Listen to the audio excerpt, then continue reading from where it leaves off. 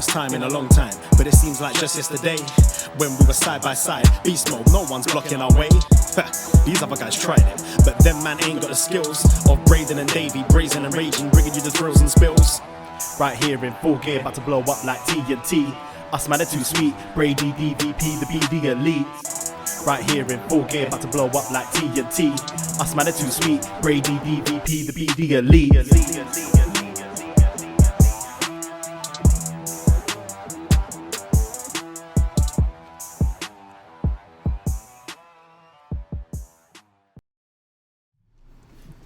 Hello. Hello, hello, hello. Braden Herrington here with Davie Portman for BDElite. Yes, live on twitch.tv/upnextpodcast. It's Wednesday night. You know what that means. And we're your Dynamates. We're your Dynamates. We're your AEW friends. Yeah, that's why we say Dynamates. Dynamates, yeah. You were going to say something so slick there. Yeah. I wasn't thinking, really. Yeah, you were like the one time Kenny Omega botches like tonight. So yeah. It's like that was like you right now. Just then? Yeah. I was distracted by the Twitch room. Because we're live on Twitch. What's going on? Twitch.tv/upnextpodcast. Is the chat fire? The chat is always the fire. The chat's usually fire. On Twitch room. Yeah, we're up next for Braden and Davie. And Tuesday nights we watch NXT 2.0. We did it last night with Up Next. And then we put the podcast on our Up Next feed. Subscribe wherever you get your podcast, of course. And that's where you found this show too, BDElite, where we chat all about AEW Dynamite and everything else that's going on in the world of wrestling. And we've been doing this show now for 2 years. Wow. Because it's the 2-year anniversary of Dynamite tonight. That's true, yeah. So BDElite is 2 years old. Yeah, we used to call this Up Nextra on the Patreon. But then we were like, yo, this show, like, we're such fans of this show that we were like, we're going to watch it anyways. We might as well do a show and then, fuck it, put it out for free. Let the people know what we think about Jungle Boy, because you have to know QT, what we think of Jungle Boy and QT. Everything going on. So yeah, we know what QT thinks about wrestling. Yeah, just before going live, I was watching a little bit of Roads to the Top. Oh yeah, this is your weekly Roads to the Top. The 10 minutes I saw. First 10 minutes of Roads to the Top review. Welcome. Yeah. And QT Marshall says that wrestling is like sex, because like there's lots of movement and there are ropes involved. Yeah, sometimes. Yeah. Then something about like finisher or something about a climax. He was saying, like if you win, like it's your climax, but if you lose, it's like, he said like not finishing or something like that. Yeah. I mean, I guess. I don't know. I've never wrestled before, but we believe you, QT. Yeah, we have definitely. I believe anything he says. I was watching that show for a little bit, and then there was like an interview with. If you're listening to this show, you already know that the Joker tonight in the big return is Hangman Page, which is cool. So the new hook is the winner of Dynamite is being interviewed during the first break. I like it. Yeah. I really like it. Yeah. Yeah, it would make you want to watch the show. So absolutely. Yeah, definitely.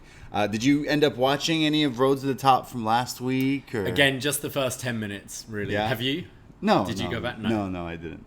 No, I kind of I would. It's one of those shows that I'm kind of glad we have to do this at 10:15. Right. Because it's one of those shows that Dynamite finishes, it goes straight into it. You find yourself watching. Yeah. You hate yourself for doing it, but you're like, I kind of want to see what happens. I'm like, yo, does Cody really interact with people that way? Yeah. Is that how he talks to people? I don't know. If it was like on TV, because you got us this new like TV box that we're having a ball with. We get all sorts of channels from all over the world. We got movie channels, so we started we got TNT and stuff on this, so we started watching. We've got the James Bond 24/7 channel. Two of them. So we were just watching like different random parts of James Bond movies last night.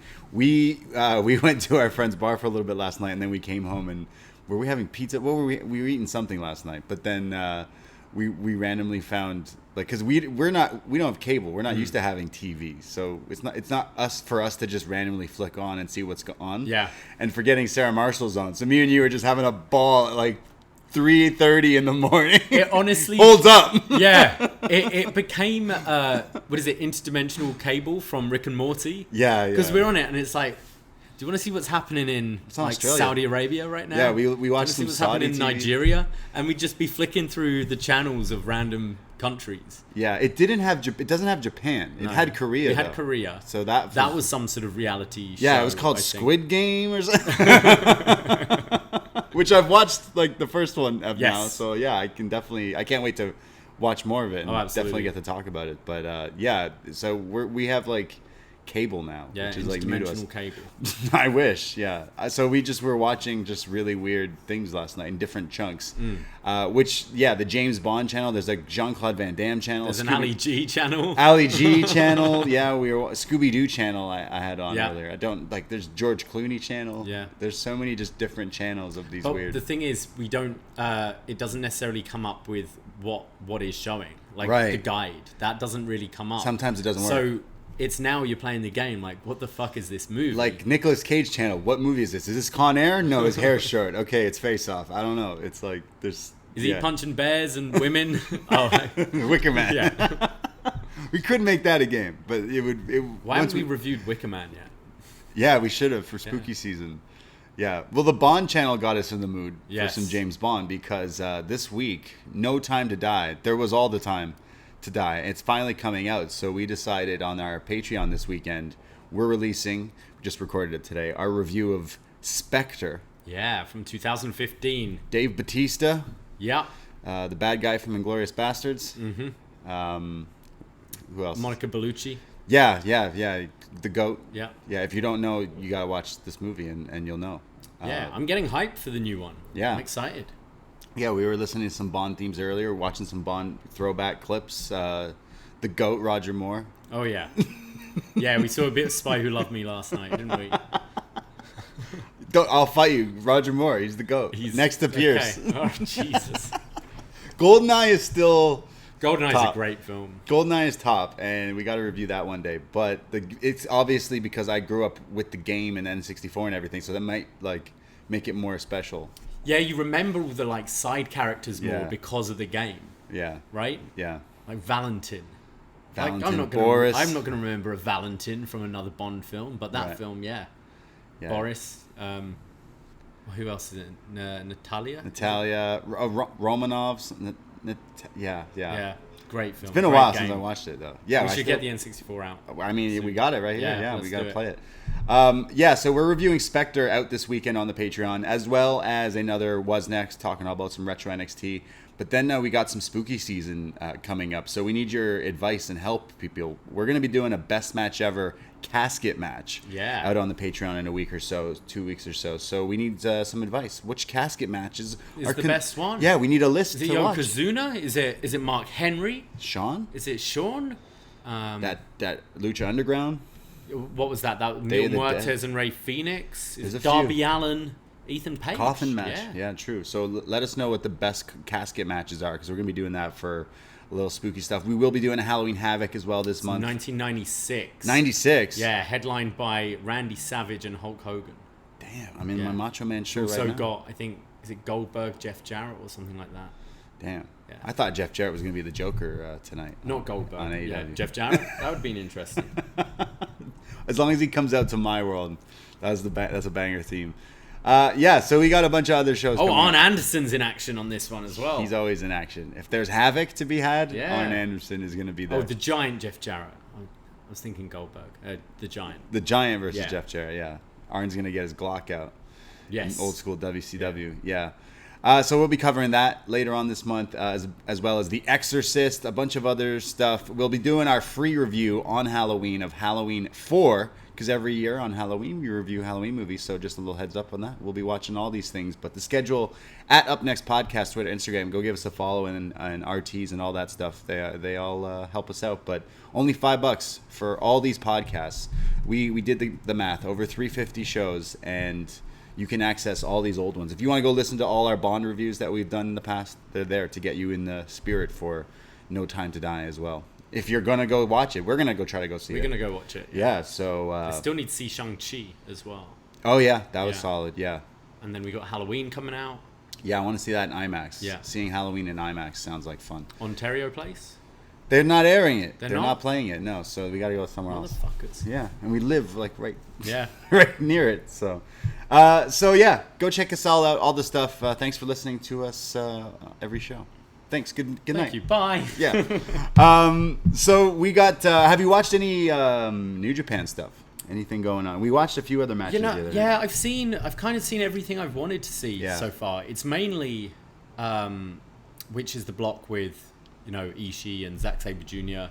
That block. The other block I don't think I've seen. I've only seen Okada, Tanahashi. I think I don't think I watched anything else. Nothing really takes my interest. We already kind of talked about the main matches from maybe a few weeks ago or last week, which was what Ishii Shingo, which was insane. But there was Zack Saber's Jr. Shingo. Yeah, Zack Sabre Jr. Ishii as well was very good. Yeah. Pretty much, Shingo, Ishii, and Zack Sabre Jr. You can't really go wrong. Yeah, I definitely cherry pick like G1 stuff, and I'm doing the same. But who's your pick to win? Shingo, but he lost already. But like whatever. But Shingo, and then he's like, "Yo, no one gets to face me, so I'll pick." Because they can't keep doing what they were doing with the 2-night defend. They're doing 3 nights this year. Yeah, so what does that mean? You could have a guy who's not even... nothing means anything. Yeah, like, it's... Winning the G1 the last couple of years, I feel... Who cares? Yeah. Like, you win it, and then you have 2 other guys fighting for a title as well. It's really weird. Yeah, maybe Zack Sabre Jr. should just win it and face Shingo again at Wrestle Kingdom. I don't know. Because I do want to see some of the... Like, I know there's still a pandemic going on. Still, and it's not just easy for certain people to just fly back and forth to certain places. But sorry to use the term Forbidden Door again, but we need like Bryan Danielson. We need our Moxleys. We need to see some mix-ups. Miro Ishii, that could be Wrestle Kingdom. You know what I mean? You don't want to put that on TV for free? We'll do it there. Like 3 nights, that's way too insane. Yeah, it's ridiculous. Like, come on, that's insane. I wouldn't want to do it either. Like, even if I was there. Yeah. Being 3. Yeah, it's like I get tired after 1 these days. Dude, like the Grand Slam was the first one back, and like I mean, maybe the smoking and stuff was getting to me too, but it was long. The 90-minute sleep before the fight. Yeah, that could be it too. But like, still, I get tired in these things. Yeah, like put on a 3-hour show, no filler, and send everyone happy. We can still make a bar after and not be like so dead tired. You got to think about us, guys. Yeah, they did it. They did at All Out when they put QT and Big Show on it. They're like, here you go to the bathroom now. they really did do that for you. There you go. I'm trying to think if there's any other like wrestling going on. I know Matt Cardona's doing his GCW stuff still. He had his internet title. We get a new title tonight on the TBS Championship. AJ Lee with this new Women of Wrestling promotion. Women's of Wrestling, which Tessa Blanchard signed with. She's landed somewhere, and AJ Lee in kind of a producer role, I believe. Which is crazy because, again, going back to we do retro NXT reviews, the show we put out and recorded this week that we're putting out on the Patreon, we talk about the inaugural NXT Women's Championship tournament that Paige ultimately wins. And me and you go off on a tear about how we dream book Paige coming back out of retirement to join AEW, and AJ Lee has her CM Punk returning moment. Yeah. Wrestling Paige in AEW in the near future. So just crazy that now tonight that I didn't even know that this was going to happen with the TBS title. So it's like kind of odd. Yeah, the parallels between those 2 shows get very odd. Because Big E's our champ too. We're like, he's the champ in real life right now. So yeah, pretty cool. Bo Dallas is winning in life. Yeah, Bo Dallas is winning in life. Yeah, being a farmer. Yeah. Hanging around. Yeah. Bo leave. So I guess we can chat about AEW Dynamite tonight, which is their 2-year anniversary. Yes. Which, is pretty crazy. We went to All In before AEW was even a show. Then to kind of see this thing being brought into fruition. And not even that, just like seeing where it was and what it looked like to what it is now is just crazy. Yeah, I'm bringing it up the card from that original show because I'm just curious to see who was on the second year who was in this one. Yeah. So Cody versus Sammy Guevara was the first match. Okay. MJF versus Brandon Cutler. Pac versus Adam Page. And they fought in a match tonight against each other. Wow. Riho, Nyla Rose, and Jericho, Ortiz, and Santana versus Kenny Omega, Matt Jackson, and Nick Jackson. Damn. So 2 years later, and Kenny and the Jackson still partnering. Of course. And, The Elite. Damn, so 2 years later. Brandon Cutler not getting a match tonight. But he was still out there. Yeah. Best stooge in the game. Yes. Brandon Cutler. Over the 2 years, what are some of your highlights of Dynamite? Again, sorry guys, we're rubbing it in, but we were just at Arthur Ashe. That was pretty fucking awesome. So I would have to say that. I'd say that street fight before the first Stadium Stampede, where you had Hangman on a horse, or no? Hangman returning at the end. Returning. You had the moonsault from Kenny off the cherry picker thing, I think. The scissor lift. Mm-hmm. The cart chasing Sammy. I felt that one sticks out. The yeah, that's true. The Kenny Pack match, the Iron Man match. Kenny Pack. I'd say. Yeah, some people would say maybe that parking lot brawl. Yeah. Best friends, Power and Powerful. Yeah, some of the Cody TNT stuff. Oh, Brody and Cody in that match was fucking sweet. I liked Kenny and Moxley when Kenny beat him for the title. Winter is coming. Winter solstice, whatever that was. Yeah, long winter. Yeah, there's been a lot of good stuff in the last 2 years, but it's crazy looking at what they had going on to what they got going on. It's become this whole... That whole TNT run with Cody, Eddie Kingston's debut and all that. Yeah, they've had some really great moments. Sting showing up every week. Mm-hmm. CM Punk, obviously that just happened. All these things keep happening. Some of the best ones are just recent. So yeah, 2 years. Congrats AEW. You got us as a fan for sure. But yeah. So AEW tonight, from Wednesday, October the 6th, we start off real hot. They don't even give us entrances or nothing. All jobber entrances for all these jobbers. Just kidding. This is how you start a show. The crowd, I'm sure, got all their entrances. But right away, 8 men are in the ring.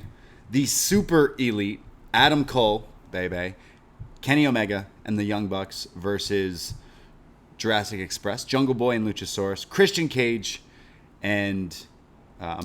Bryan Danielson. Bryan Danielson, of course. Jeez, the dragon and the dinosaur in the same match. Crazy. So only in AEW do you get that. Interspecies wrestling. A dragon, a dinosaur, and people. And Christian. And a Canadian. Yes. A few Canadians.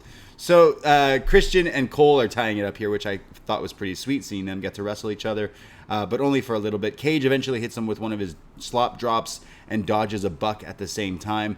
The crowd starts to chant Kenny no balls, and he's acting like he's really upset. Don't tell Joe Gacy about the no balls thing.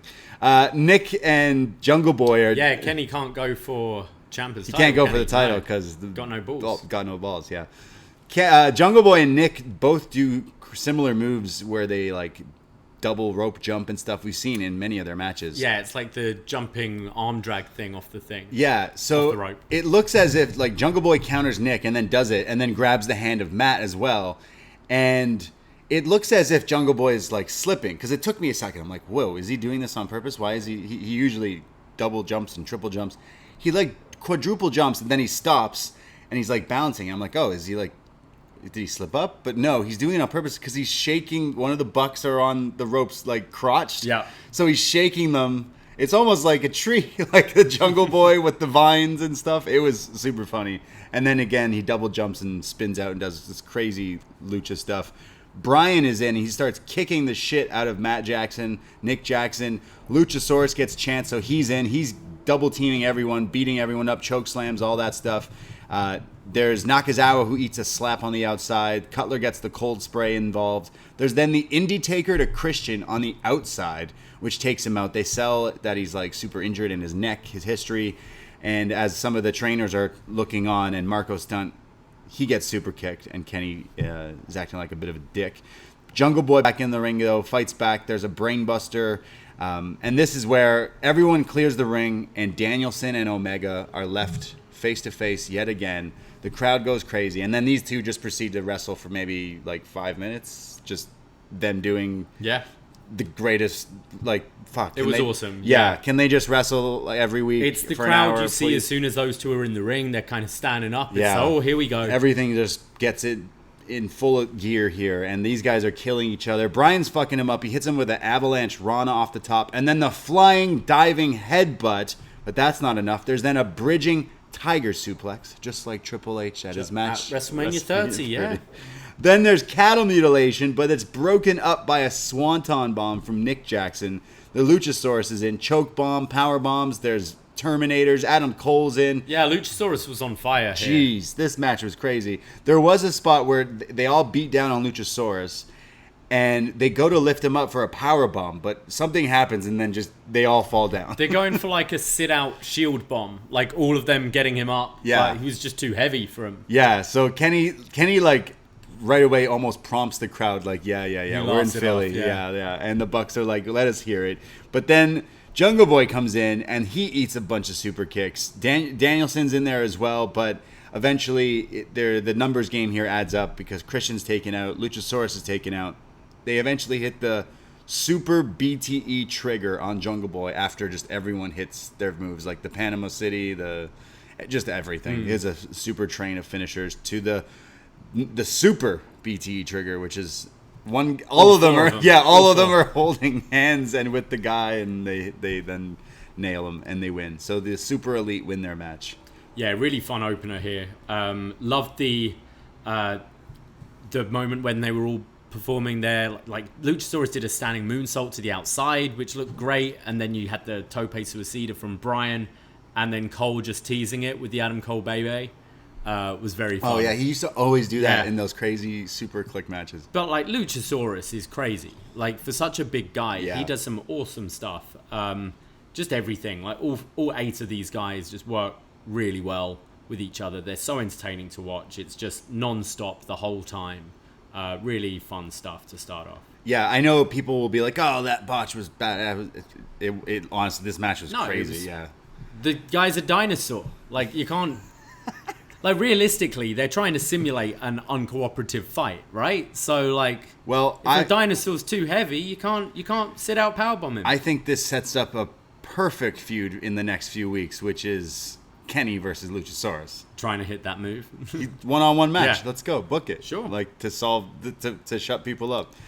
JR was getting a little angry at the end because he's like, why are there 4 men in the ring? Like, why is it 4-on-1? But it got crazy at the end, though. Like, everyone was coming in. Why is the ref getting paid? Come on. He's there to stop this. JR hated it. Well, he kind of towards the end. It did get very chaotic. And when you've got 4 people just beating down on one person and the ref's like, cool, I'll count. Yeah. But really fun opener. Yeah, it was. Everyone in this match are pretty top right now. Everyone's in great. Like, even Christian, man, he can hang with these young cats so fast. So I kind of would run this back even more. Like these 8 could definitely wrestle all the time. But Bryan Danielson, the American Dragon, the American Dragon and the Best Bout Machine. I think I want to see them do this for as long as they can. Like do this, like book every fucking match. I know we're probably going to Full Gear in a different direction, but that means down the line, give them an Iron Man 2-hour special where they just wrestle right through, and I would watch it because they got something for sure. Yeah. Like obviously for years, the real wrestling fans say, oh, Bryan Danielson, he's the best wrestler. And then I'd say in the past 5 years, a lot of wrestling fans are like, oh, Kenny Omega's the greatest. When you hear all these other wrestlers say it, it's like, yeah. And now watching them tie it up in this era is still. I already watched the match. I still don't believe it's like. I still need to rewatch it. You never rewatched it after being there. Yeah, fuck. It's banging. Do you hear Danielson actually said something that kind of irked some people in an interview? He said when he was in high school, he watched wrestling, but everyone loved The Rock and Stone Cold Steve Austin, but I liked the real wrestlers. So people were like, "Oh, how could you do that? You can't take digs at the 2 biggest superstar." I don't think it was a dig. I think you know what he's saying. Like Rock and Austin were like more about the showmanship and everything. Great workers. Bryan I'm pretty sure it's Dean Malenko. He says was his favorite wrestler. Okay. So that's what he means, like real wrestlers. Yeah. I think I can understand why people would take offense. Right. But there's very different. Yeah. He was watching Dean Malenko, Scotty 2 Hotty, and was like, exactly. Yo, I want to do that. Was it Backlash? Backlash 03? No, 01. 01. Yeah. 2000? 2000 maybe.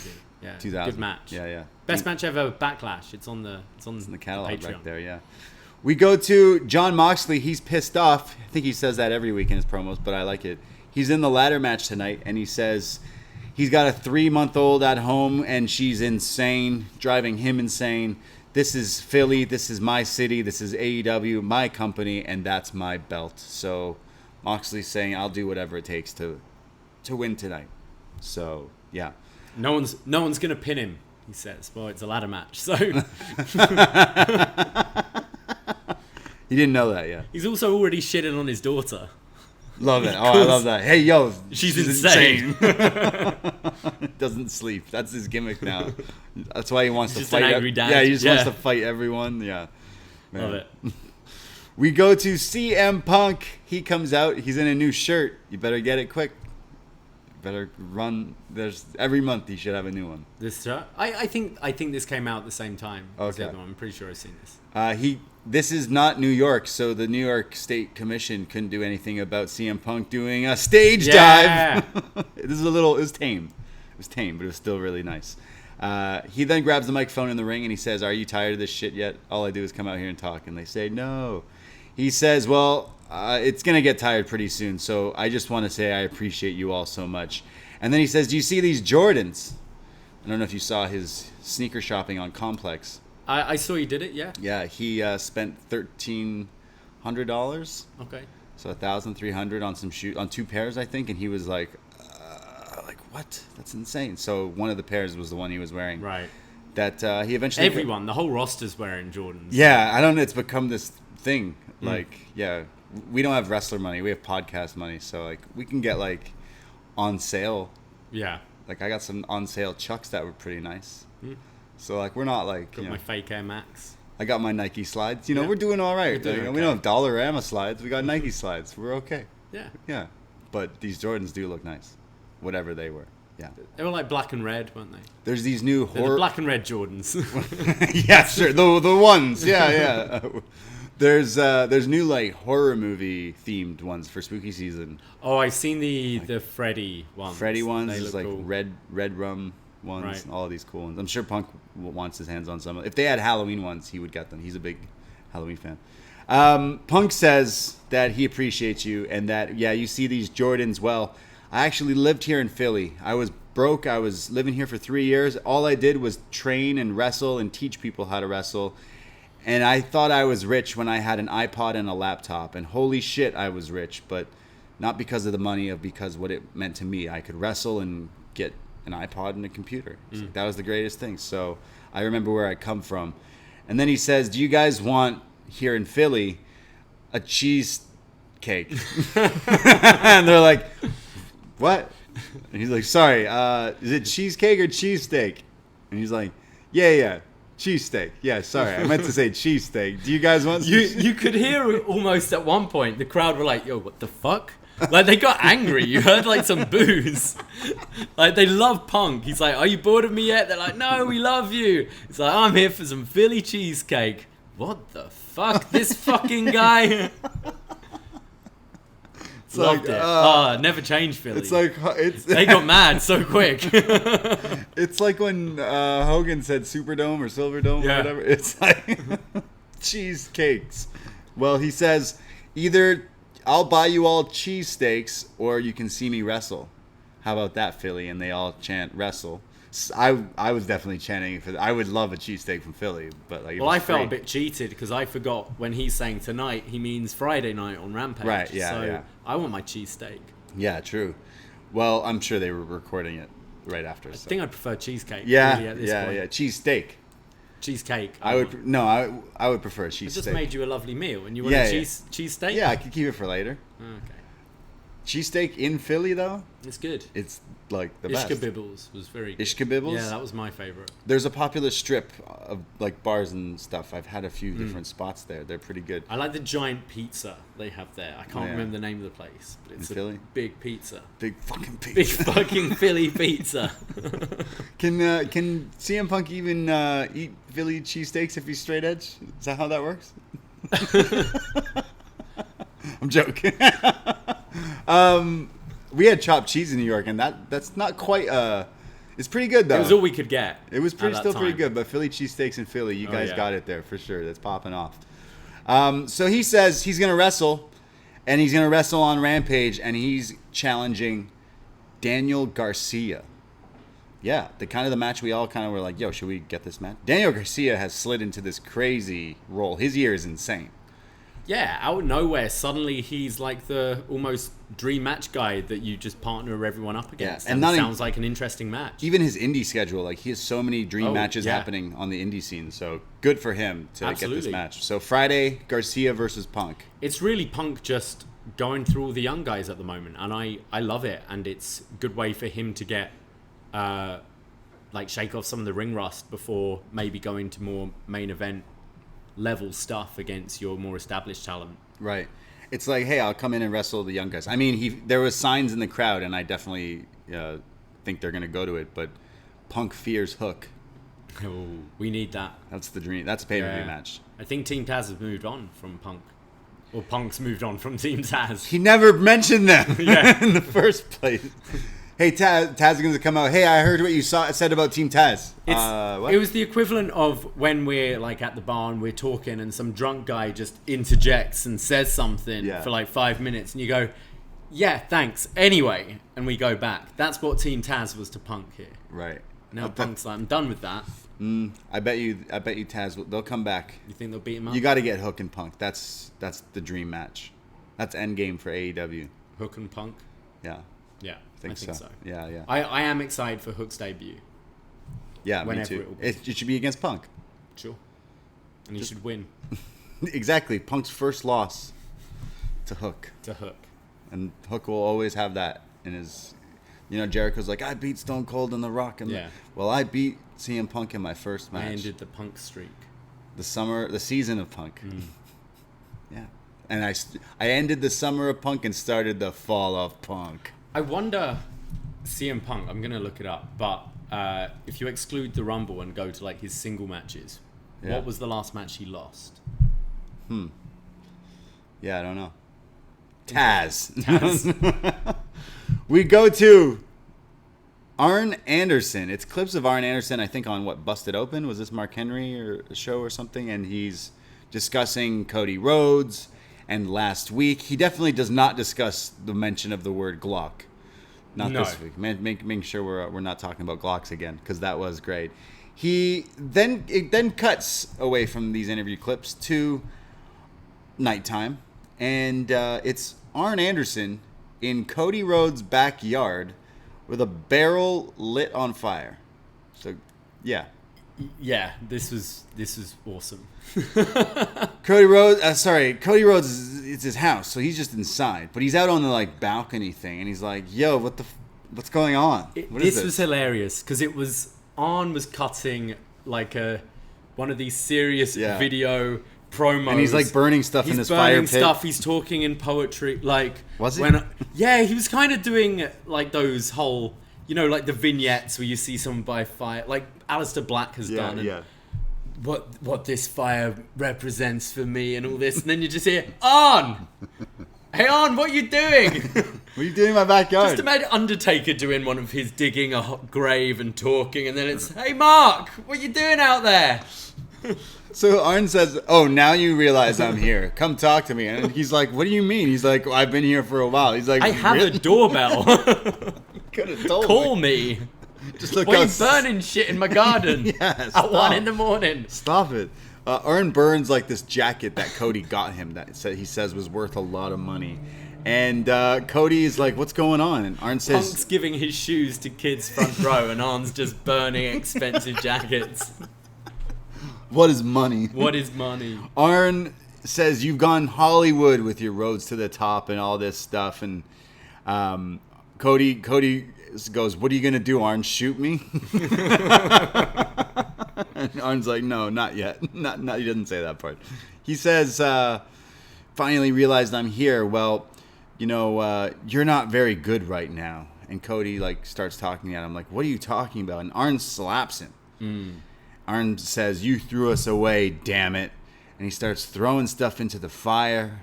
And he says a bunch of all these, almost in poetry, I guess. Just weird things that he's saying to Cody and then walks off. Leaves this fire pit going in Cody's backyard with a bunch of his shit. He was trying to take his tie and burn that as well. Cody's like, no, not actually, the tie. No, that's a good tie. Please give that back. And then he walks off. But for whatever reason? Was there? Because right away I'm like, why are they focusing on the fire? He says you've changed. You need to go back to like what you were before or something. Is he going to like? Is he saying you should be Stardust? No. Okay. Is that what you got from I that? got from it, and then I'm like, we have a chat with a few people like Sino and stuff, and he wrote in the chat, as I'm like, yo, am I crazy? And he's like, does that mean Stardust? I was like, okay. Oh, I mean, that would be hilarious. Arn dressed as But a no, I Stardust. see it more as, like, Cody, you're distracted. You're distracted with all these things. Like, you're letting fame kind of get to you. Look, you're walking around in these stupid expensive suits. You got a stupid reality TV show. You've got 60 people coming out to you to the ring, all the pyro. You're focusing so much on the showman and the fame and fortune that you're losing sight of wrestling and winning and fighting for these people and not letting Malachi Black push you around. Yeah. So I maybe see like maybe the blonde goes. We get like a more back to basics Cody. Less is Hollywood. what Arn wants exactly. Back to wrestling, back to what matters, Yeah. back to stop getting over your head. So not here. having a big entrance, not having the entourage, having the dark hair, more simple attire. Yeah, Maybe. he said something along the lines of painting a star on your face. Oh, That's be what. Stardust. Yeah, exactly. He said paint a star on your something face? like that. Okay. Yeah, there was a reason. But I was just still in awe that Arn is starting fires in people's backyards. They're leaning into this like armed Anderson thing, aren't they? Yeah. With Armed him. Anderson. Armed Anderson. Yeah, he's scary Just old man. He's this scary old man now. He's setting Dirty fires Harry. in people's gardens. Sets your backyards on Yeah. fire. He's got a gun in his glove box. He's got a charger in the Cody's car. like, hey, Arn, take your shit. Like, don't come around my house, burn shit in my garden and leave it. Burns a bunch of leaves. It smells. People do that, right? They burn Yeah. their leaves a lot of the time.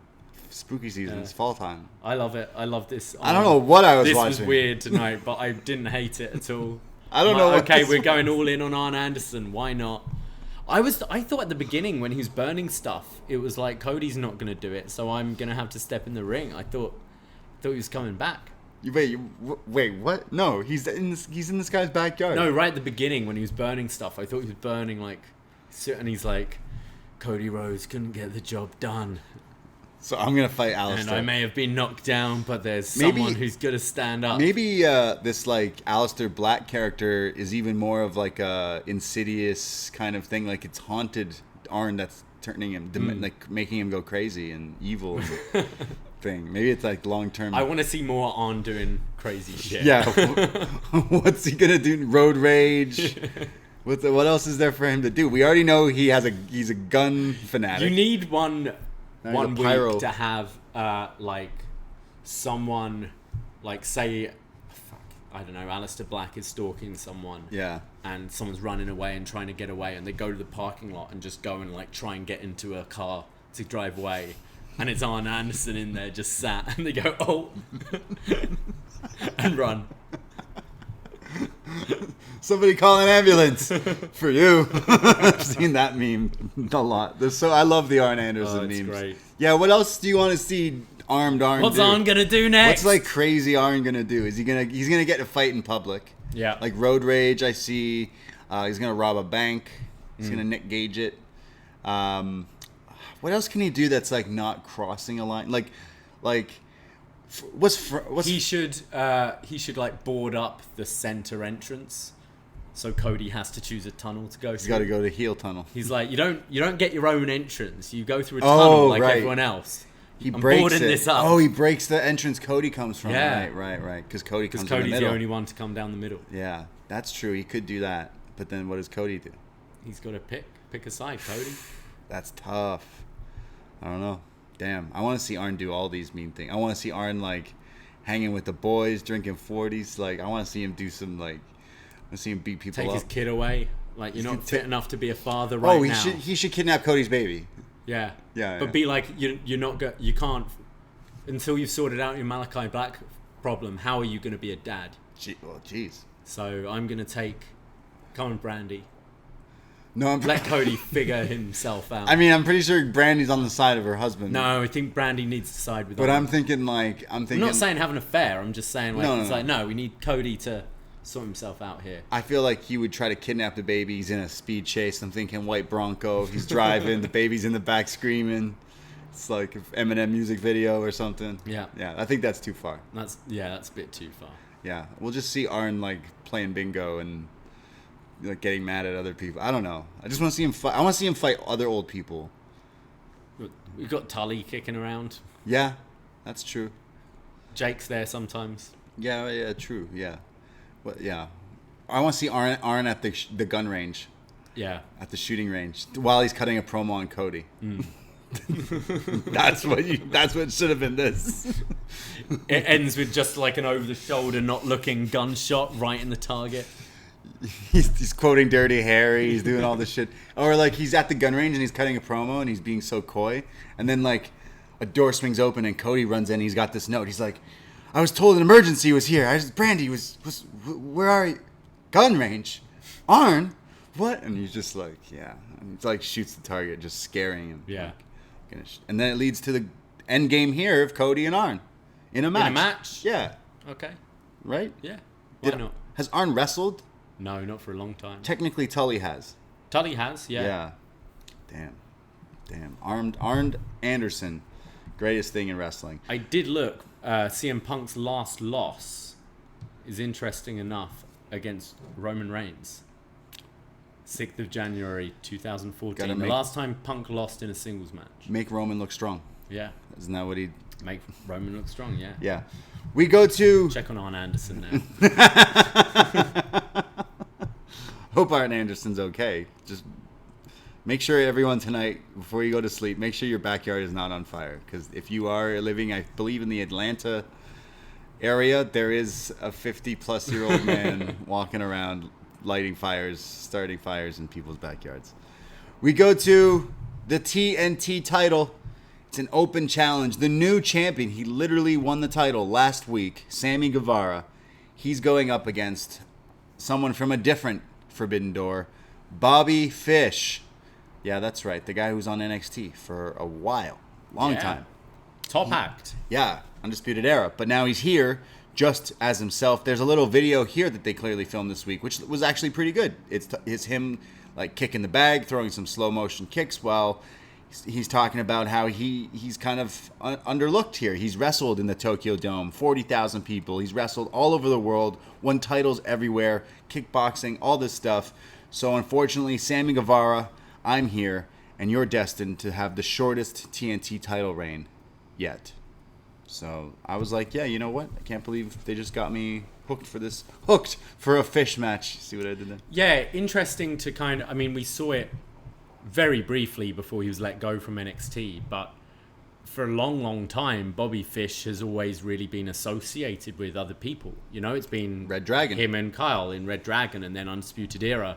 And this is the first time we're kind of seeing, it feels for a long time, Fish on a bit of a singles run. And coming here in AEW, obviously it just feels a bit odd because we see him every week in NXT until very recently. But yeah, this was cool, highlighting like his career without talking about WWE at all, really. They really didn't. And they still made him sound great. Legit. That's pretty awesome. Because again, WWE, we're so conditioned over the past 10 years, 20 years. If you weren't in WWE, anything you did before, never happened. Yeah. Tanahashi, you're a newcomer. You're a fan. We don't know you. Never, anything you ever did doesn't count. Like, doesn't matter. But here, they tell you, like, everything. The opposite, for sure. Yeah.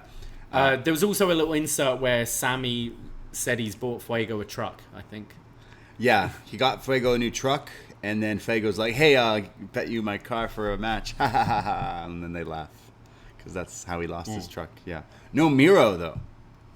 No. Miro's hiding. No. He hasn't said anything since. He's regrouping. One of the biggest pops tonight, Bobby Fish comes out to his old music. Yeah. The Red Dragon theme. Yeah, dude, this thing is bopping. I was listening to this earlier. Damn, I think I closed it. But, man, I'm blanking on the name of the song. But it took me a second because I used to be an ROH regular when Red Dragon was popping. And this was one of their good themes, honestly. So I don't know if it was really easy for them to just get. But sounded great. I was vibing. We get Bobby Fish come out, and then we get Sammy come out, and it's one-on-one TNT title. There's definitely a lot of back and forth, quick technical wrestling, but Sammy Guevara a lot faster with a lot of like backflips, kip-ups where he just stands up, very impressive. There's Bobby, who hits him with a series of roundhouse kicks and then kicks him off the ropes to the outside. Actually, no one ever really kicks the guy's leg when they're like doing the rope flip stuff. So Bobby's kind of ahead of the vet here. I mean, I always thought just push him. Yeah, true. We get this tope senton from Bobby inside the ring, and then there's a commercial break, and they're fighting on the apron during picture-in-picture, and Sammy gets kicked off there onto the apron. But when we come back, there's Bobby who hits this backdrop driver, and then Sammy does this almost like the Rainmaker ripcord into a Spanish fly, as JR is still trying to talk, and Excalibur's like, yo, shut up. I'm trying to call this match. And then is like, yo, sorry, JR, for stepping in, but it's just, that was crazy. Fish kicks out, gets up top, and hits an avalanche Falcon Arrow on Sammy, but Sammy that kicks looks great. Yeah. Top rope and everything. Yeah, this was sweet. Sammy kicks out, though, picks up Bobby Fish. They're going blow for blow, gets him up on the shoulders, and hits the go to hell, the GTH, and damn, he crowns him on the top of the head. Top of the head. Yeah, and Sammy Guevara pins Bobby Fish to retain the TNT title. Fun match. Maybe not quite as sort of long or competitive as I thought it was going to be, but there was some really nice stuff. I loved that Avalanche Falcon Arrow. It's cool to see Bobby Fish. I don't really know if he's got much of a place to be like a mainstay in AEW, but I don't mind seeing him once in a while. Yeah, I mean, the picture they used had him in a new shirt, and it had the AEW logo on it. So instantly people are like, oh, maybe he's signed with them and stuff. But I don't know this, but what I would do is put him with Hook. Fish Hook. Fish Hook. Yeah. It'd be great. They're both I don't know, I haven't seen Hook wrestle, but so Fish. Team Taz and Fish. Yeah, because Taz was all about, the submission style and crazy wrestling, that kind of wrestling. And if Hook is going to be like his dad, what better way to learn from? Seen him hit a suplex, that's about it. Yeah. Right? And it looked nice. So if he learns from Fish, the Fish Hook. We didn't get any Bobby Fish, Adam Cole interaction, unfortunately. No. Maybe being the Elite next week? Maybe. Would be fun. Yeah. And then Kyle's hanging out with the Hunchback of Notre Dame on NXT. Yeah. Jeez. Von Wagner? Kyle's any gif of someone looking on the outside, oh man. But that looks like fun. Ah. Yeah, Roddy's champ. Cole and Fish are having fun in AEW, and Carl's got a new big friend. It's damn. Good for Bobby Fish. I actually really like this match. This was great. So far, a great episode. We go to Sammy Guevara celebrating, but his celebration is cut pretty short here because American Top Team and one half of Men of the Year, Scorpio Sky, come out because All Ego, Ethan Page, actually had a baby today. Oh, so congratulations! Night off for All Ego. Well, all the Pages having babies. All the Pages having babies. Yeah. Damn, they're turning the page. The next page, the next chapter. Next chapter of their lives. Well, Top Team are here, and Paige Van Zant as well. Is she having a baby? No. Oh, so not all the Pages then. No. Well, right, Paige Van Zant. Yeah. No, I don't think so. Okay. Her hubby is in the ring with her though. Here, I'm blanking on his name too, but the big lad. No, he's kind of a little. The smaller. topless guy. They look like there's 9 dudes here. I don't know. Sorry, I've watched the. We don't watch UFC a lot. Yeah, I know who Paige Van Zant is. She's there. We got big lad Kurgan, topless guy. Yeah, he wasn't here. Yeah. They start to beat down here. They're gonna beat down, but Fuego comes in for the save. He gets beat up. They're gonna take out Sammy Guevara, but Judas hits. Out come Chris Jericho and Jake Hager for the save. The music's playing. They scare off Top Team, and then the music stops as Dan Lambert's trying to cut a promo, but the crowd keeps singing Judas, and it's he's like, no, stop it. And then they do it even louder and louder. And yeah, it was great. It was actually perfect. And then finally they stop after the chorus, so he starts his promo. But some of them are still singing. Some of them are saying F you. They're booing loudly. So loud. So this guy's cutting a promo, and he had some great one-liners and stuff that he's kind of been saying already. But Jericho just stops him and goes, Dude, I can't even hear anything you just said. Because it's literally so loud in there. Jericho grabs a mic from Justin Roberts, but it's not working, so he gets another one. And totally, like, saves it, though. Like, yeah, you see him look mad for a second. Yeah. And, like, then he starts his promo and realizes, like, he had to, like, cool off. So he's like, how we doing, Philly? But you see when Jericho's a little pissed. And he, like, threw that mic down, looked mad. Yeah. So are we live? Yeah. And then, all right, we'll settle into it. Lambert calls Tony Khan the ultimate con man, and this is a shit-stained city, Philadelphia. And George Val Medal? He's the guy who need Jericho. Excuse me. And then he mentions the balls of Jericho. And Jorge Masvidal? Masvidal? Fuck, man, I don't know. What did you call him? Vidal. No. He's a tennis player. Masvidal. Rafael Nadal? Raphael? Is that who you thought? Raphael, Michelangelo, Leonardo. You don't know who those people are. Told you, I have a Leonardo toy.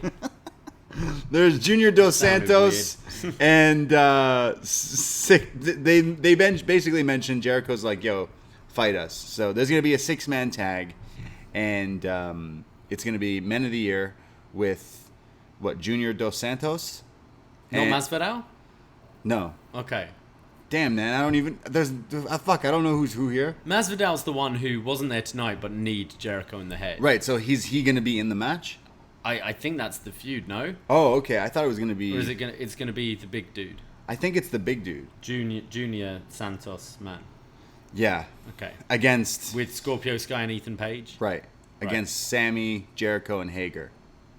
Fuego doesn't get involved? I'm sure he's an honorary Inner Circle member. Yeah, so it is Junior Dos Santos. Okay. Yeah. So that's next week, I think? Yeah, I wasn't clear when this... clearly, I wasn't clear on what the match is. Or when it is. But I like this promo. It was the crowd really helped it. Like, the crowd really into this. Yeah. It's fun. Like, Jericho's song, obviously, they were very kind of strategic with the timing of cutting it off. So it worked with... like singing all over the promo. Dan Lambert's great, I think. Mm-hmm. He's getting great like heel reactions from this crowd. It's just a lot of participation. It's fun. Yeah. That's next week on Dynamite, so that's 6-man. We go to a video, a promo from the Acclaimed, Max Caster and Anthony Bowens. They say that we want the tag titles, and the Lucha Bros are dead on arrival. Ask Alex, no Max, you guys can't handle. He says you wear masks because you're ugly, Lucha Bros. They're the number 1 ranked team now to go after the tag titles, the Acclaimed, because dark and stuff, I believe.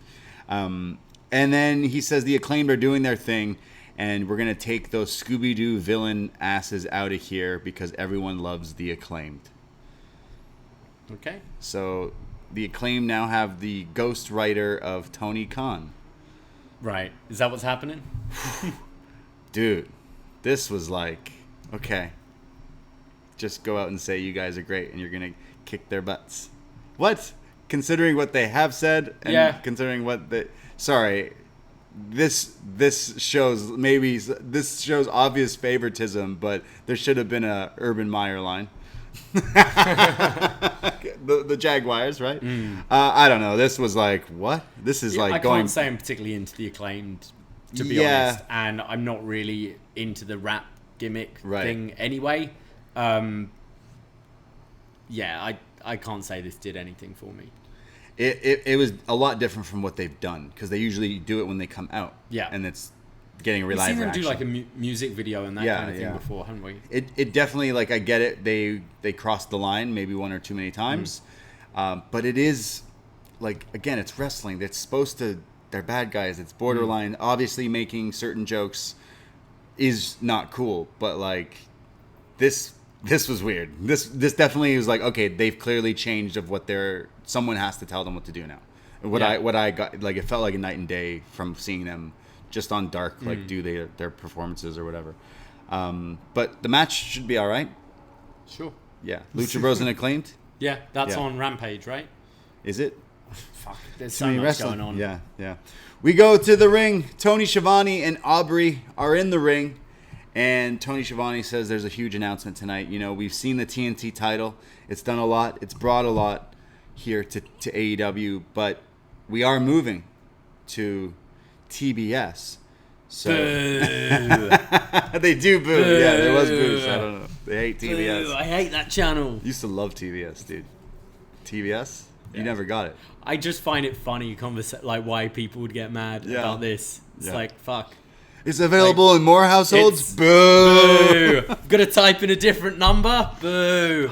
Find it so funny. The TBS title is revealed here, and it is basically the TNT title, but now for the women's division here in AEW. So, yes, the TNT title and the TBS title. So, there's going to be some sort of tournament where they will crown the first ever TBS champion. Yeah, I can imagine maybe seeing... Do we see some women maybe from outside the company for this? Sure. I'm looking forward to the new tag team championships, the Watch Wrestling title. What's the Watch Wrestling title? The new tag ones. Got the TBS, TNT. Where else do we watch it? Sci-Fi, Fox. Yeah, I don't know what other channels. Yeah, I mean, someone will mention it in their promo later. The Cartoon Network Championship. Yeah. There should be like an internet one. Like that's what I'm saying. Watch Wrestling. Well, YouTube for Dark or Elevation or whatever else they put their shows on. Well, if it's TBS, I need to have the resurrection of Dinner and a Movie. They need to come back because they were a TBS staple.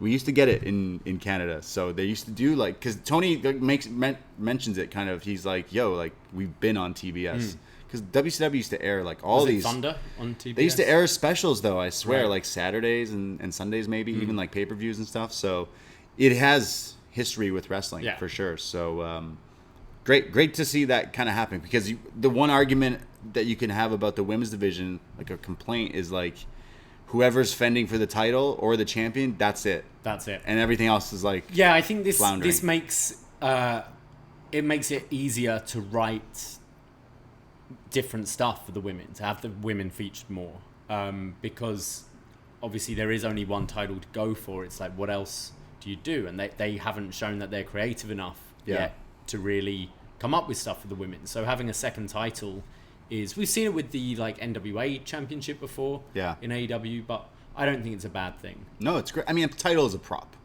essentially, but it'll work. But it's a prop to get women on TV more with this. So, why not? Yeah, and I mean, wrestling is all about, I want to be the champion. Well, cool. Now there's two. So we've had the TNT. It was a success. So TNT titles working. Yeah, super into that. I am still waiting on the trios tag titles. Yeah. That's a lot of titles, but I want that. All right. Because that would be great. We go to Darby Allin and JR, a sit-down interview from earlier today. And JR is like, man, that Max... That MJF, he's a total arse. That's what he said. And he's like, yeah, Max talked about my uncle and that accident. And, well, I don't have trust or respect for a lot of people, especially people like that. I faced death that day, but I'm still here.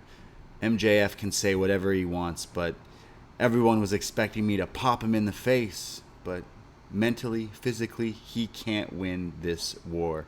He's never met someone like Darby Allin. I guarantee that. So Darby calling out MJF, being like, your silly mind games won't work with me. I like this a lot. I enjoy these sit-down interviews. I think that's where JR's kind of better for me. And we've seen this on one of the Road 2s, Darby talking about his face paint and why he wears it. But it was good to have it on TV. I think we're starting to see Darby talk a bit more. Because he doesn't talk a whole lot, and I think he's good. He's different. He's not as showy as some promos, but I think he definitely sounds more confident and comfortable than he was a year or so ago. I like this, and I think this feud is off to a really good start. Well, Darby has a match right now against Nick Comoroto with QT Marshall. And right away, he like jumps and flies at the factory. And they didn't show their entrance, so I didn't know they were there. So I just was like, what's Darby doing? He's just flying onto... Oh, okay, Nick Comorato's there. Okay, cool. I thought he had lost his first name, but they called him Nick Comoroto. So. Oh, did he get that treatment? I thought so. Maybe that was like a joke, because WWE does that all the time. There's a power slam counter from the stunner from Darby, but Comoroto slams him down. They go to break. When we come back, there's a super kick, I think Aaron Solo or QT on the outside. Darby eventually does hit this stunner, the coffin drop, and it's over. It was a pretty quick match. Yeah. Pretty quick. Nick Comoroto's not really doing it for me either. I don't think he looks particularly good in there. I can't say this match was anything, really, for me. Yeah, after the match, QT's in the ring with Sting and hits the QT cutter on Sting, but Sting no-sells it. He didn't execute it properly, as commentary said. He didn't do the diamond bang. He didn't lock it in properly, no. Yeah. Don't sell it, Sting. Yeah. And he beats him up. Scorpion death drop. 1, 2. No, there was no 1, 2, 3. Hit him in the dick first. Yeah, he kicked a QD in the Marshalls. Rude. Yeah. He deserved it. In the apples. Yeah. So Sting sending the crowd home happy with the Scorpion death drop. So are we getting Sting, QT Marshall? Are we getting it? Dream match? Yep. Awesome. Probably. And breaking news from Post Wrestling. Bobby Fish signs with All Elite Wrestling. Bobby Fish is all elite. Fish is all elite. Let's go. Fish hook. Yeah. Hook fish. Fish hook. One step closer. To fish hook? To fish hook. There'll be a team. He'll learn everything, and then he'll kick him to the curb. Yeah. He'll be like, wait, you think... Never mind. I can't be with you anymore. We go to the Dark Order. They're backstage, and they say, look, guys, I'm happy. Everyone's happy that they're back together. The family's okay. We've had our disagreements, but from now on, who should make up the decisions? And they say, it should be all of us. From now on, we all vote as a family. All in favor, and then they all put their claws up in unison. And Silver's like, oh, wow, we did that all. Wow, nice. And they tell Alan Angels to put his mask back on because we already got one bald guy with a beard.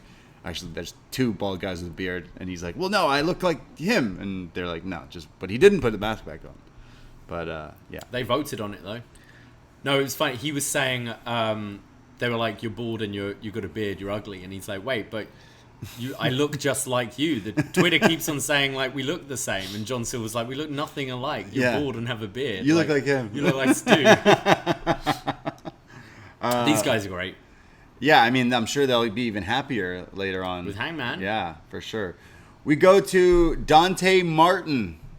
Remember him? One half of what? Aerospace. What's their tag team? Top Flight. Top Flight.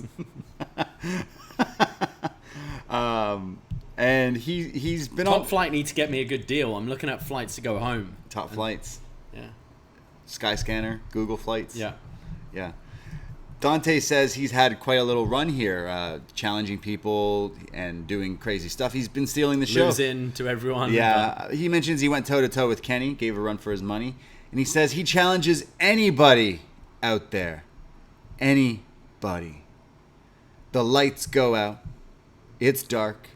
And when they come back on, he's now in the ring alone with Malachi Black, who spits the black mist in his face and then kicks him in the head.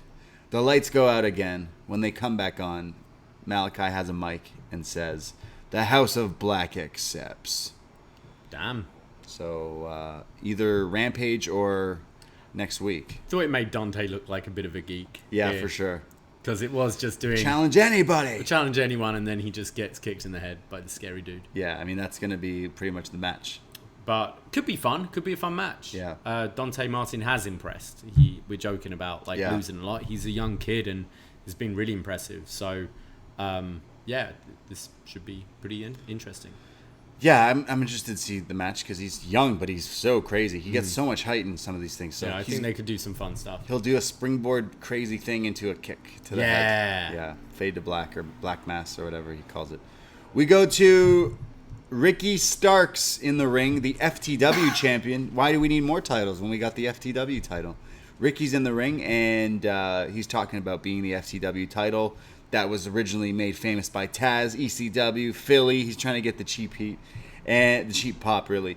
And he says that apparently Brian Cage, he doesn't want to fight him anymore. He challenged him, but Brian Cage is scared. Well, Brian Cage comes out with some. Yeah, he said he's staying at home. Yeah, and he's doing the thing, going, "Oh, you see, I wanted to fight him. I even wanted to have a street fight, but he's not even here." Well, you should have checked that, Ricky. Or maybe Cage was tricking him. So Cage runs out to chase him down. In his gear. Yeah, so he's ready. So I do believe that this is going to be... it's on Rampage, the street fight. Yeah, so Philly street fight, Brian Cage, Ricky Starks, FTW title on the line? Oh, yeah. Non-title. Is it no, I think it is for the title. What? Even though Cage doesn't want it. Okay. Weird. Yeah. We go to video packages for the TBS title, the tournament. We see some people that are going to be in this, like Thunder Rosa. She says she wants this TBS title. It's going to elevate her and take her to new heights. I mean, she's definitely in the runnings, I'd say, to be the first champ. I'd say it's between her and Jade, really. Yeah, I kind of feel like Thunder Rosa to be in the main title picture. Right. I think she's got unfinished business with Britt. Right. So I don't necessarily see her going that far in this one because I think she should be in the other division. Yeah. Well, we get Thunder Rosa. We also get Sky Blue. She needs to speak up a little. She says, "I'm young, but I'm in it to win it." Yeah, I couldn't really hear what she was saying. Sounded a very nervous promo. We've seen her before, but yeah, wow. Ruby Riot, she says, "I got the invite, the knock at my door. They didn't expect this," and she's air guitaring and stuff in slow mo. I thought this looked cool. She's like, I lost for the AEW Women's title, but there's another one I'll get. She got cheated out, but still, yeah. It's wrestling, isn't it? You got to be smarter than that, Rubes. Jade is here and in a video, and she's saying that she's gonna be the first ever TBS champion, and it's gonna be that bitch show. Love it. Let's have it. Let's go, Jade. That bitch title. And then that bitch title. And then everyone on Twitter started going off, going, it's like the Thai BS title. Right. Thai Conti. Thai Conti. Oh, God. Who else is there? Thai TBS, yeah. Thai BS. The Braden Show title. The Braden Show title. There you Yeah. go. The Brady. Yeah. What else would? Yeah. The Big Swole was one I saw. The Big Swole. Yeah. Yeah. The Big Swole title. Mm-hmm. Right. The Big Show. The big. Well, we go to our next women's match, which is. It's kind of weird in the beginning, but then it kind of all makes sense a little later. They say Hikaru Shida has 49 wins in AEW, and tonight, if she wins her match, she gets 50 wins. So they've already made her this trophy, this statue, this plaque, this like glass thing that has engraved in it Hikaru Shida 50 wins. I want to know how far off the other women are, because if everyone else is on like 40 wins, yeah. I understand why you'd make this in advance, because it's like, she might lose tonight, but she'll win against she will eventually anyway. Dark Elevation, and everyone else is so far behind, so let's just engrave it. So does 50 wins count if it's Dark in Elevation? Yeah, it's 50 wins in AEW. Okay. Yeah. She's not had 50 matches on Dynamite. Yeah, true, I guess. Yeah, true. Haven't seen her for months. Well, 50 wins if she wins her match tonight, but she's going up against Serena Deeb. So it's Hikaru Shida, Serena Deeb, one-on-one. Shida's on fire pretty early on. There's a knee lift on the outside, like when Serena's draped on the apron, which looked great. Serena, gets the chair. There's a chair involved where Shida usually jumps off it, but, Deeb throws it away and goes in the ring and is like, fight me. Hits a Hangman's neck breaker as they went to break just randomly.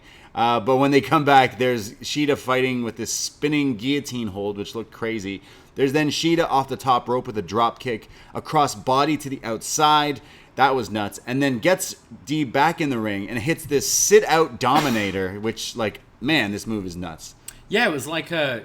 Yeah, sit-out dominator, absolutely. It looked awesome. You see it a lot in, Lucha Libre matches. The guys are always doing... the gut wrench into... Like a Falcon Arrow kind of thing. Yeah, well then, Deeb kicks out, so she's a little shook. So then hits the Falcon Arrow, but Deeb kicks out of that. Deeb then, when she gets to her feet, actually goes a little dirty here, rakes the eyes of Shida, and then does an inverted dragon screw, which, wow, no one does this move lately, because dragon screws are great, but doing it the opposite way, spiking the leg. She's been targeting the knee throughout this whole match. Yeah, she eventually hits the Detox, Serena Deeb's finisher, which is this, Gotch straitjacket faceplant thing, neutralizer. But Shida kicks out of that, so Deeb getting a little upset here, and then starts to like slam the knee repeatedly of Shida against the mat, and then locks in this like high angle single leg crab, just bending back on this knee, and Hikaru Shida, the Serenity lock. Yeah, it's the Serenity lock, right? And Hikaru Shida taps out from this vicious submission hold, but Hikaru Shida doesn't get her 50th win. No. She doesn't. Instead, it gets broken over her head. Yeah. After the match, Deeb goes and grabs this trophy, this glass trophy thing, gets in the ring, and smashes it, cracks Shida in the head with it, laying her out, then does some trash talking. But wow, great angle. Great match. I really like this. Serena Deeb, doesn't disappoint me ever. Whenever she's been having these matches on Dynamite, she's been putting on really great stuff. Shida, we hadn't really seen for a while on the main TV. Really entertaining match. Loved the heelish stuff from Serena and constantly targeting that knee. And commentary even brought up early in the match when Shida was going for her flying knee and the jump off the chair.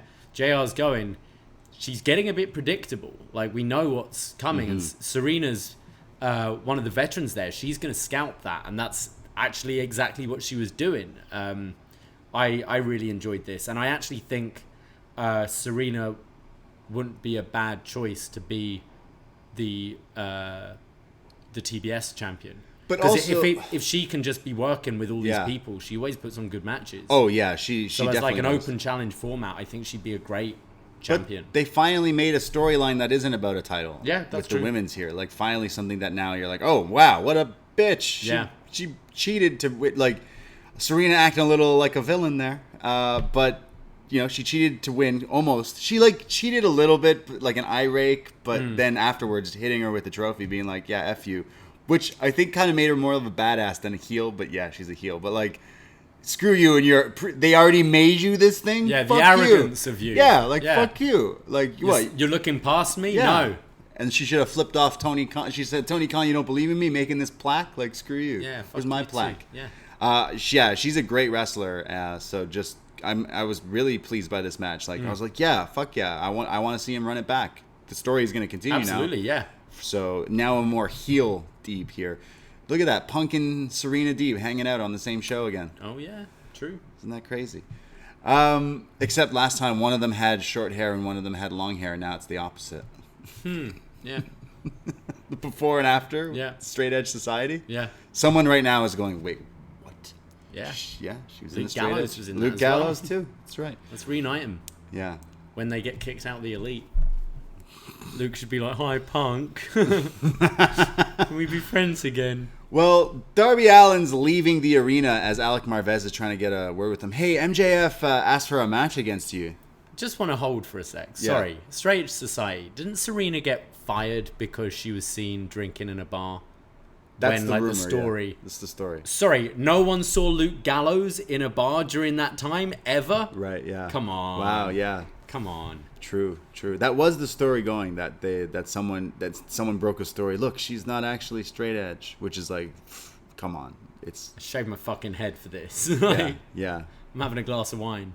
Yeah, we as wrestling fans, we love wrestling, but sometimes some people do not understand this is a show. This is a television show. So sorry, Luchasaurus, not actually a dinosaur. Joe Gacy, probably not actually that woke. Yeah. Just saying. Piers Morgan, James Bond can wear a pink suit. I thought you were gonna say Piers Morgan, still a cunt. that too. I just sometimes people are like, oh, they said this on the show. Yeah. They're a bad guy. They're a bad person. Do you get upset when a comedian makes you laugh when you go to a show? Yeah. No. Don't watch Tarantino film, Definitely, yeah. These are scripted characters. Yeah, sometimes people just forget. A scripted character like Alex Marvez. He is definitely a scripted character. At Up Next Podcast or anyone in Twitch, was that story about Serena with Straight Edge? I remember that. Yeah, people were going off yo, did she get fired because she had attitude problems and she got caught actually drinking when she's supposed to be straight edge? Oh my god, that was so ridiculous. We go to Alex Marvez, Darby Allin. He's trying to leave. And Alex is like, hey, MJF challenged you to a match next week on Dynamite. Well, I thought he'd never ask. A limo pulls up, though, and Darby is then attacked from a bunch of masked men.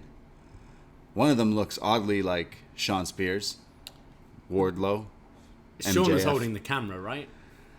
I guess.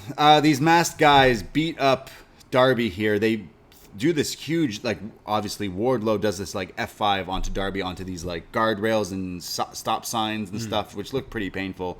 MJF gets out of the car in a mask as well, and then uses the skateboard of Darby to just choke Darby here. They leave him laying and then walk off, like, laughing. But, like, we know who these people are. Why are they wearing the masks? So you can't. We know who it is, but you can't prove anything. Faces are covered. No one ever cared who they were until they put on a mask. That's true. Good beatdown though. I thought I'm liking this feud. Yeah. I'm really looking forward to this match actually. Yeah, I am too. So I'm just really confused at why you just needed a limo to pull up, and Darby's like, because the limo pulls up in front of him, and he's like, "There's a fight happening." So he like puts his skateboard down. I think he takes his gear. He's like ready. He's like, "All right." And then the masked guys beat him up from behind. Really, you just needed Sean Spears to attack him, and then it's like, his crew. It's already Sean Spears and Wardlow. Why does everyone need to? Like, it looks cool. Maybe that's their new thing. They wear masks. I think it's like I had no problem with all five being down. I think Pinnacle, like, kind of with the Inner Circle, we've been going the last few weeks. Is this group done? Because we're not seeing them as together as much. I think that way it's showing. It's going to be MJF and the Pinnacle taking on Darby. So he needs to make some friends. Well, he's got Sting. Yeah, he was icing his back after that Scorpion Death Drop, I guess. After that cutter. Yeah. He was selling it later. Yeah. It's like, oh, fuck.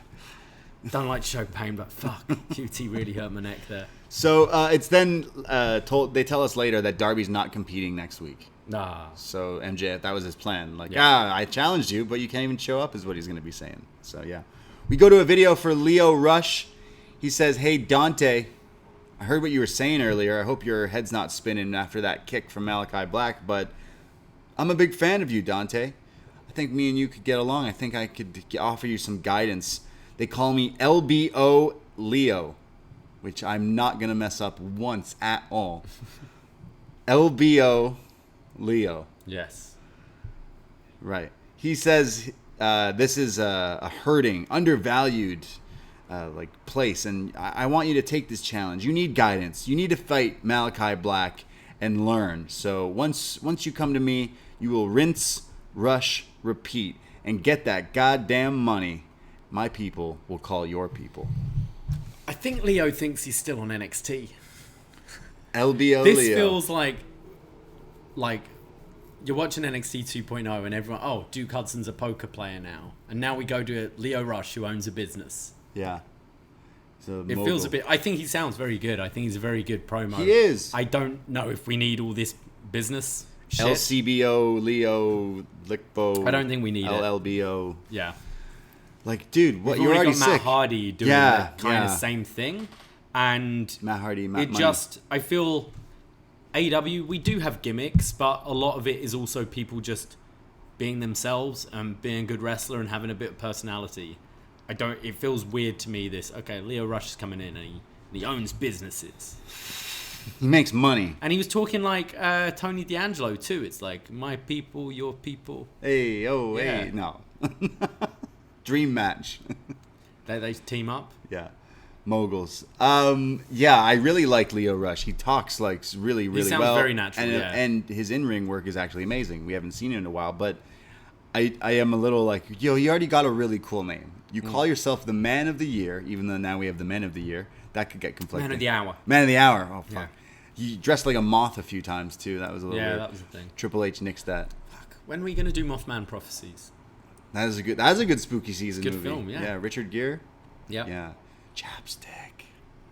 Remember that? It's part of that's like one of the scary bits in the movie. Oh yeah. He doesn't believe. I just remember Static. He doesn't believe that the Mothman can see or read his thoughts, so he like grabs something. Yeah. He grabs the first thing in the drawer. He's like, "Yeah, what am I holding?"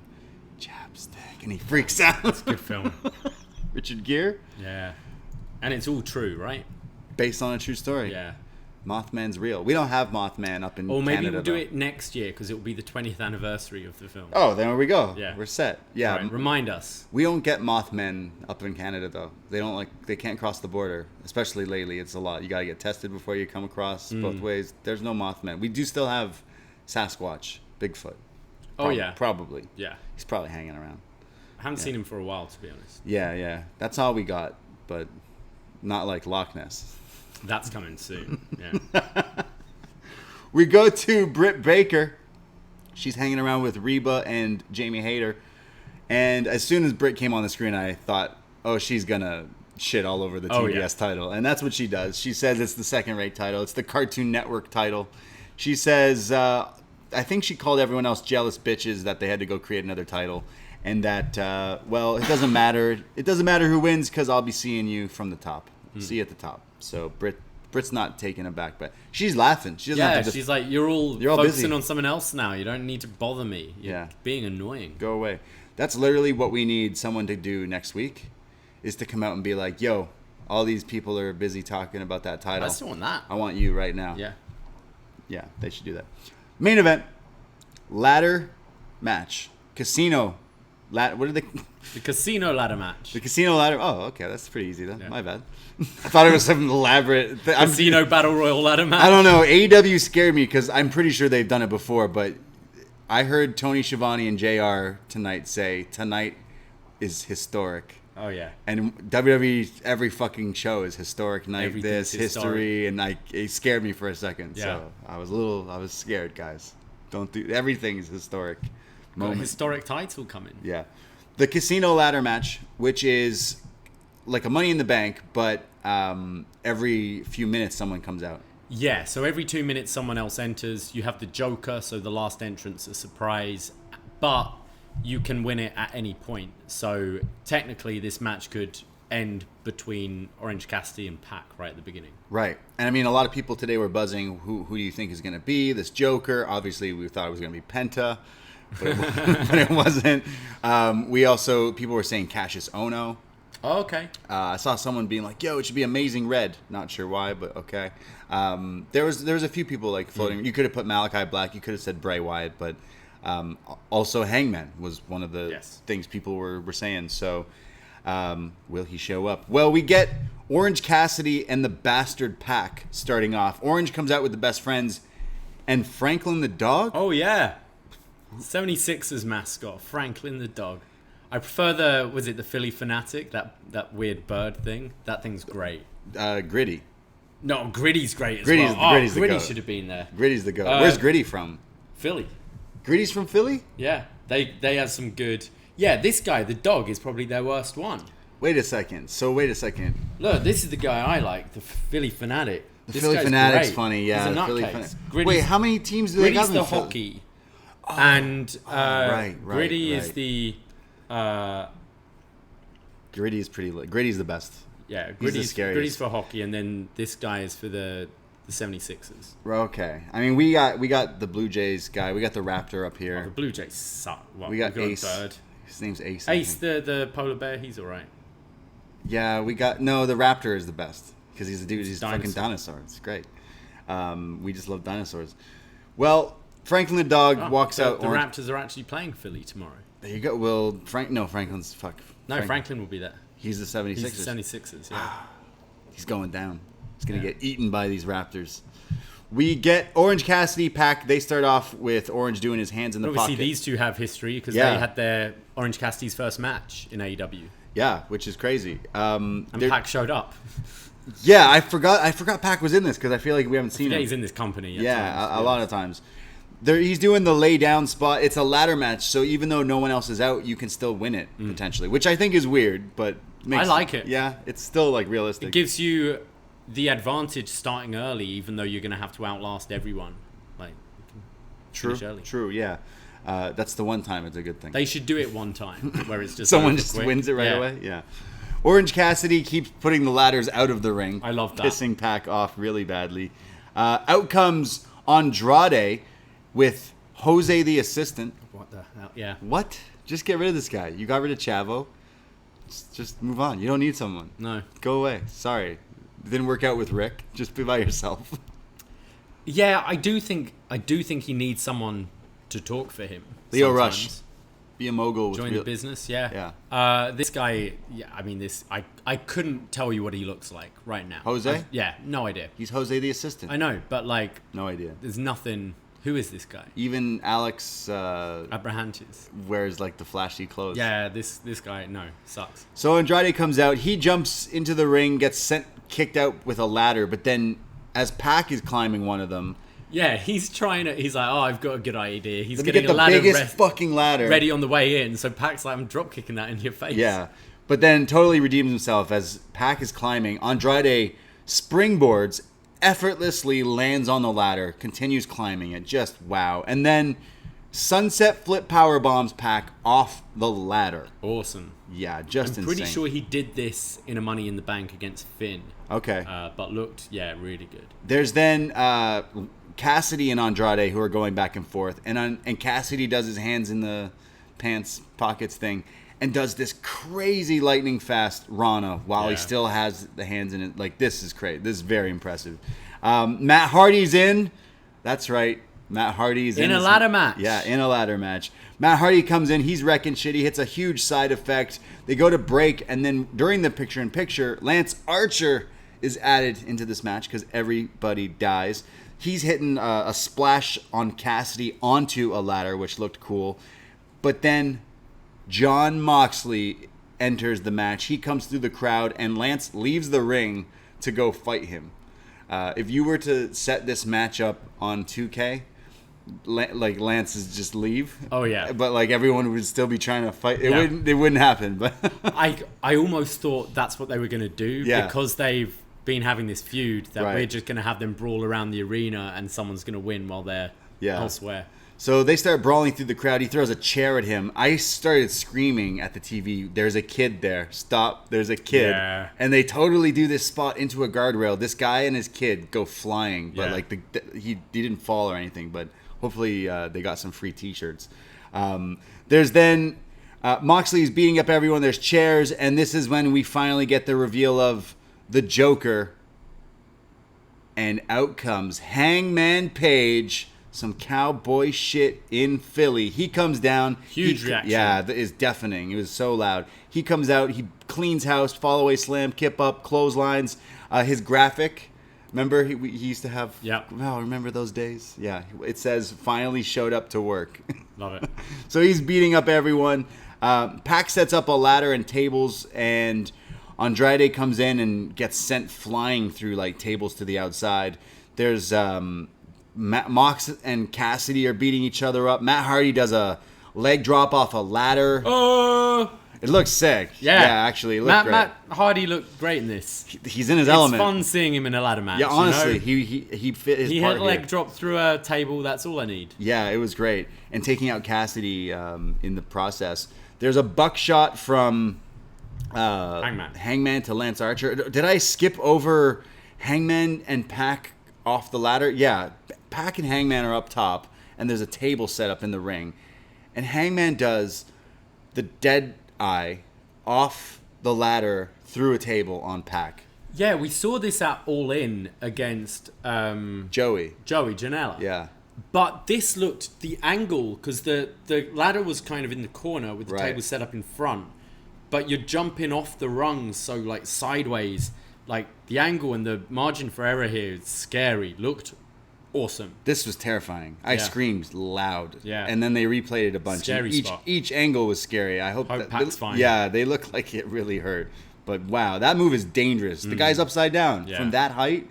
Jeez, the table probably helped the fall. Yeah. Really. I think it's all Page taking the bump. Yeah. But still scary. So scary. The buckshot to Lance Archer. Page is climbing it. But Moxley climbs up too. They're fighting it, punching each other nonstop, and Mox just falls. He drops. They're really potatoing each other up there as well. Yeah, it looked as if his face got hit off the ladder too. He just falls, rolls out the ring. Hangman grabs the poker chip, and cowboy shit goes on. He gets the title shot. Yeah. He's back in the running. That's right. This was awesome. I'm pretty sick of ladder matches, but this felt so fresh to me. Really, really fun match. You had some big names in there. I love the Orange Cassidy stuff early on. That Deadeye through the table was great. I thoroughly enjoyed this. Completely right decision. I think this feels like a big win. We've sometimes seen, I think the last one of this was when Cage debuted and won. Right. And it's like, okay, it's just setting up for a little bit of a TV match. Whereas this is more setting up for a big main event here. Yeah, definitely. It's the match we all want. It's the one we're all going to get behind for sure. Yeah, it delivered. It had the feuds in between, which made sense for the argument of why wouldn't they just climb instead of doing these spots, where it's like Matt Hardy and Orange Cassidy are literally in this feud. I don't know why, but they are. Yeah. And Matt's like, nah, I want to hurt you. So he does the light drop. Callbacks to Cassidy with Pac early on. Andrade and Pac are obviously having a feud at the moment too. Mox and Archer. Mox and Lance Archer. Yeah, it all worked really well. I like seeing Mox and Hangman tie it up. Me too. We didn't really get to see that, so that's something down the line. A heel Mox is... I think there's definitely room for a heel Mox. Yeah. He's been leaning on it at times when he needs to, but I think a full heel Mox would be good at some point. No, but solid main event. The Hangman return is what we all wanted to see selfishly, and now we're going to get this match hopefully down the line. I imagine it's not like Money in the Bank. You can't just cash in. So I think you call your shot, right? Because, Kenny's my guy, but he's not allowed to lose the title unless it's the Hangman. Yes, I think we can agree. All, that's the match. But Hangman's got to lose this time. The first time? Yeah. Still? But second, isn't... I mean, first for the title. He fought him in the Eliminator tournament, which then Kenny won to go win the title eventually, but he never got the second title shot. No. So, yeah, we think that it should be this Kawada Masawa thing. We just can't fucking beat him. And then years later. yeah, you could do that. So Full Gear Hangman versus Kenny? I think so. Yeah. Yeah, that's what, November, so... Yeah. Bryan Moxley? 2 weeks. Bryan and Moxley? Well, Bryan's now going to be I'm trying to go for that title. I did a draw. If Bryan pinned Kenny in this multi-man, then you'd say that's the direction. But you could do Bryan Punk Young Bucks at Full Gear. Take it all. Take all the money. Definitely. Yeah. That would be wild. Yeah. Cole versus Daniel Bryan again. You could do that because that SmackDown match was nutty. Yeah. Cole and Jungle Boy still seem to be feuding, so I wouldn't be surprised if we went back to that. Yeah. You've got the Darby MJF thing, but some of these could happen on TV before then. Full Gear is a couple of months. Yeah, true. But it's good. They've got so much talent here. Every combination sounds so interesting. Honestly, this is a pretty hot show. Front to back, none of this really felt like it was maybe that Darby Comoroto match, but I guess it was really for an angle later. Yeah. I kind of didn't get the mask thing with Pinnacle, but I still thought. Well, I think that'll play next week. You can have MJF in trouble for the beatdown, and he's like, "What do you mean? That wasn't me." There's deniability there. That's true. Okay. Yeah, I really enjoyed this episode. Everything was hitting for me. Yeah, they're definitely on a streak right now. Really enjoyable show. During Rose to the Top, we did catch the Hangman promo, right, where he's enjoying some beers. Tony Schiavone's questioning him, kind of asking when this title shot's going to be, and Hangman's kind of evading it a bit. And Tony Schiavone brings up that the Elite is obviously big in numbers, and Kenny has all of them. Will he be talking to the Dark Order? And Hangman kind of says, yeah, I think I've got to do some catching up with some friends. But also reveals he had a baby. So yes, baby Hangman. Baby Hangman. Baby Cowboy. So he's back, though, and he's going to get this title shot. I think this is the right story, going to Full Gear. I mean, that show is named after him. He was the guy who showed up in Full Gear. Or no, Pac showed up, so they were like, yo, why aren't you showing up in Full Gear? So. I think the break for Page has only made him bigger as well. Yeah. I think people wanted that match a few weeks ago at, what was it, All Out? People wanted that match. It looked like that's what the match was going to be, and then it kind of got taken away, and people were worried with all these new signings. Is Page going to have his moment? Yeah. And now he's back. I feel that reaction was huge tonight. Huge. He's like their, obviously we knew him before AEW, but he's become their homegrown star that they've totally absolutely made. Everything was working, and then he did take this break, but then insert now some crazy key players, Malachi Black, Bryan Punk.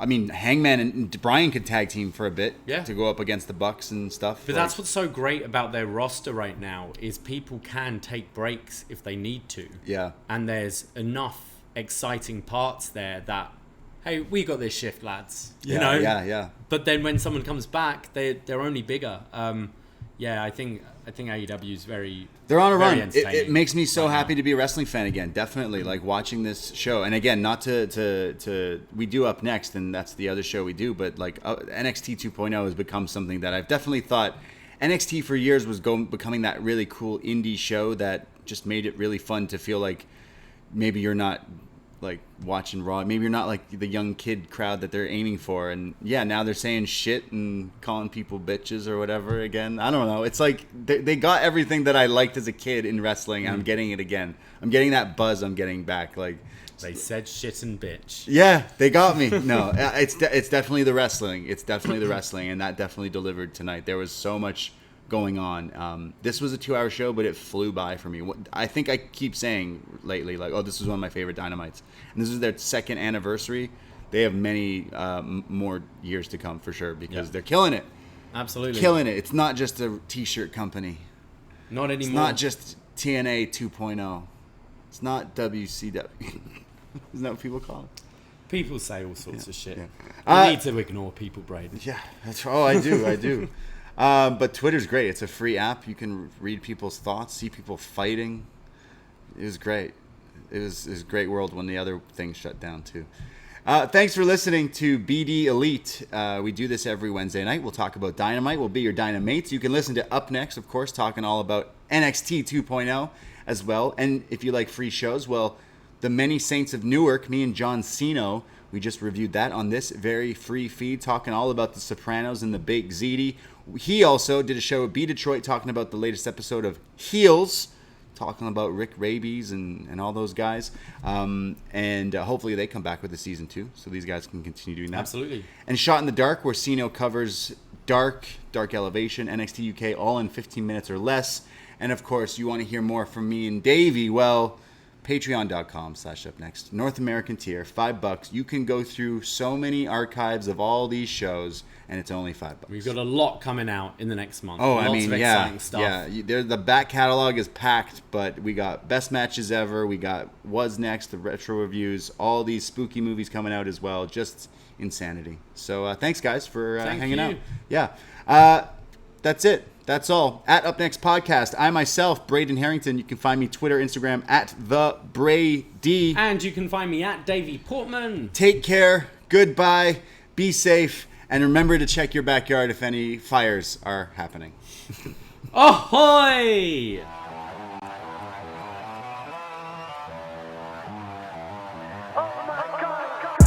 First time in a long time, but it seems like just yesterday when we were side by side. Beast mode, no one's blocking our way. These other guys tried it, but them man ain't got the skills of Braden and Davie, brazen and raging, bringing you the thrills and spills. Right here in full gear, about to blow up like TNT. Us man are too sweet, Brady, DVP, the BDElite. Right here in full gear, about to blow up like TNT. Us man are too sweet, Brady, DVP, the BDElite.